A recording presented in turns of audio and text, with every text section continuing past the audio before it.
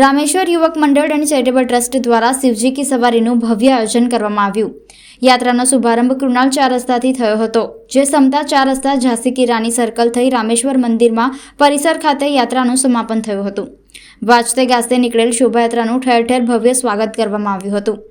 Shri Sainath charitable and education trust દ્વારા ઝાંસી કી રાની circle ખાતે શોભાયાત્રાનું ભવ્ય સ્વાગત કરવામાં આવ્યું તથા પ્રસાદીનું વિતરણ કરવામાં આવ્યું હતું।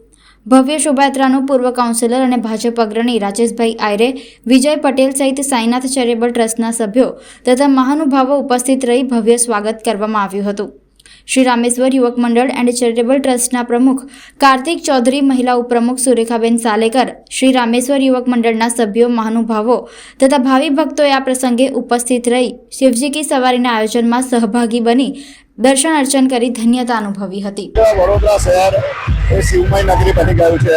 આજે પશ્ચિમ વિસ્તારમાં અમારા રામેશ્વર યુવક મંડળના કાર્તિકભાઈ, સમગ્ર આખું એ અમારા વડીલો મુકેશભાઈ, એવી રીતના સૌ યુવાનો સાથે સાથે સરકારી કર્મચારીઓ, જીપી હશે, પોલીસ હશે, વિસ્તારના સૌ નાગરિકો વતી આજે આ પશ્ચિમ વિસ્તારમાં તમે કૃણાલ ચોકડીથી થઈને આજે રામેશ્વર સુધી ખૂબ ધૂમધામથી શિવજીની સવારી નીકળવાની સૌ લોકોને નવરાત્રિની ખૂબ ખૂબ શુભેચ્છા। આ જ રીતે સમગ્ર વડોદરાને સમગ્ર દેશભરમાં જય ભૂલે આ નાના સાથે શિવરાત્રિની સૌ લોકોને શુભેચ્છા પાઠવું।